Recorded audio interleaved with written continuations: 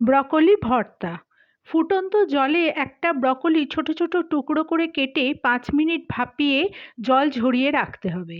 এরপর কড়াইয়ে 1 চামচ সর্ষের তেল দিয়ে দুটো কাঁচা লঙ্কা আর 8-10 কোয়া রসুন, দুটো মোটা করে কাটা পেঁয়াজ আর একটা 4 ফালা করে কাটা টমেটো দিয়ে 2 মিনিট ভেজে ঠান্ডা করে মিক্সিতে একটু পেস্ট করে রাখতে হবে।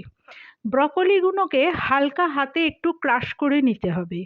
এরপর কড়ায় আবার সর্ষের তেল দিয়ে কালো জিরে ফোড়ন দিতে হবে। দিয়ে পেঁয়াজ রসুনের পেস্টটা দিয়ে ভালো করে একটু কষতে হবে। কষা হয়ে গেলে এতে হলুদ, কাশ্মীরি মির্চ, নুন আর 1 চামচ চিনি দিয়ে ক্রাশ করা ব্রকোলিগুলোকে দিয়ে 2 মিনিট ভালো করে নাড়তে হবে।